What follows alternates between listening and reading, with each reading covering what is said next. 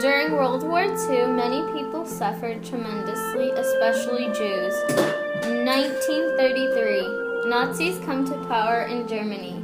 The Nazis were a group of people who believed in a superior race.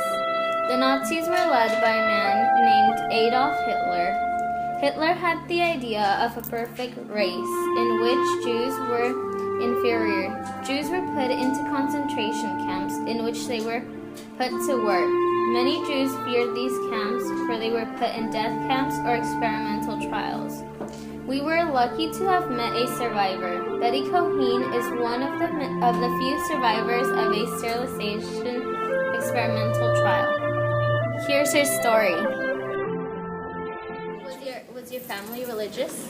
Well, we were not real religious, but I went to Hebrew school twice a week. Oh, wow. What did your parents do for a living? I know you said they had a family business. Yeah. We had a family business just for the family, and my uncles, my mother was part of it, my father, And, do you remember experiencing anti-Semitism when you were growing up? No. No? Not in Hilversum at all, no. Emotionally, with the Holocaust experiences, what kept you going day to day in the ghetto camp or the places where you were living, and how did you maintain hope? How did I survive it? How did I go through it? Yeah, how did you go through I it? don't know how I went through it. I must have been very strong. You are a strong woman. Because I don't know. You lost your whole family.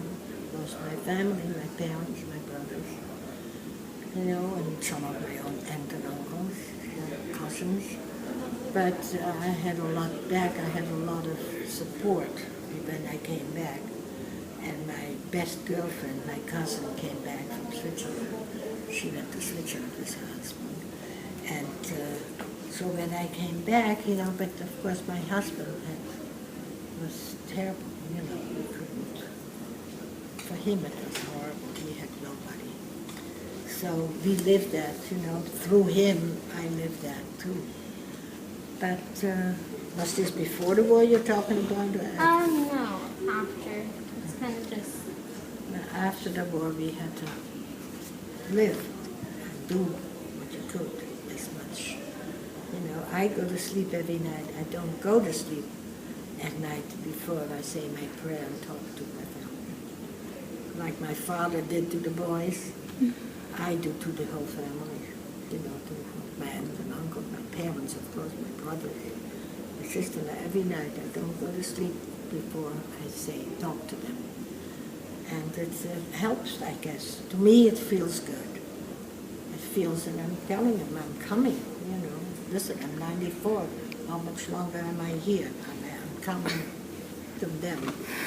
So, you mentioned a prayer you said when your parents passed away, when you saw the fire. yeah, there's a Jewish prayer. Would you mind saying it to us? I cannot now.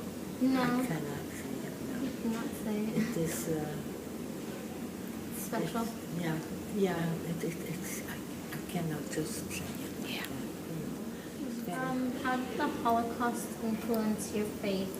Did it strengthen it or weaken it? No, I am more religious than I was before the war.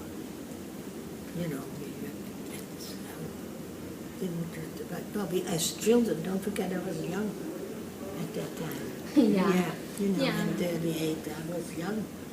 So we had to go. You have to go to Hebrew school, you have to go to Sunday school. And you didn't really want to, as a kid. But here, well, it's also because I came to a new family here. Family from my sister-in-law, Elsie.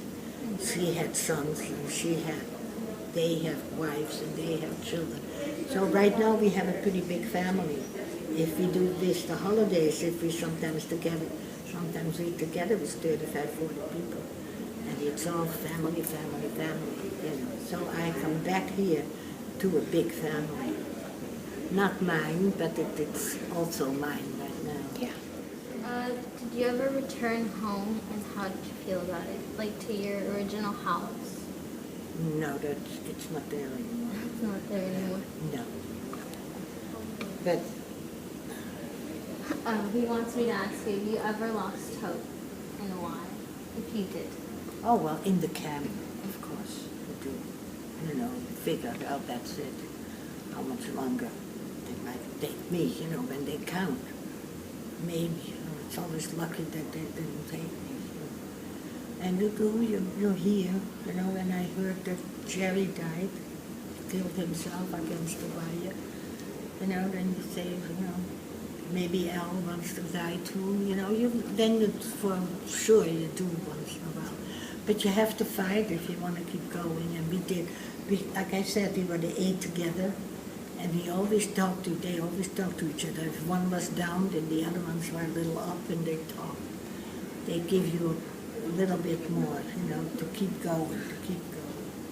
And that is what we did. We had to. After being liberated, what was the first thing you did? Like, once you were free, what was the first thing you did, or what was the first thing you thought? We hugged and we kissed and we cried a lot. And we were standing there in the meadow with all those people around, and we didn't know what to do because there was nobody to tell us what to do anymore. Don't forget. And that is what, you know, we were happy, and that was the first thing. You know, we stood together, the 8 of us, crying, happy that we were here, and doing whatever we could do. You know, and be happy that we survived as much as we did. The mass murders caused during the Holocaust has affected every one of us. Today we reflect on the murder of over 6 million Jews during the Holocaust. The Holocaust was an extremely cruel time period in the European history. It has changed our world completely and allowed us to realize the difference one person can make on our world. Today we are more aware of what is happening in our world we live in, hoping to avoid another genocide. As we look back to this time, we remember the few heroes whose stories have given us an inside look as to their experience with the Holocaust. We ask God to keep all of those souls in peace.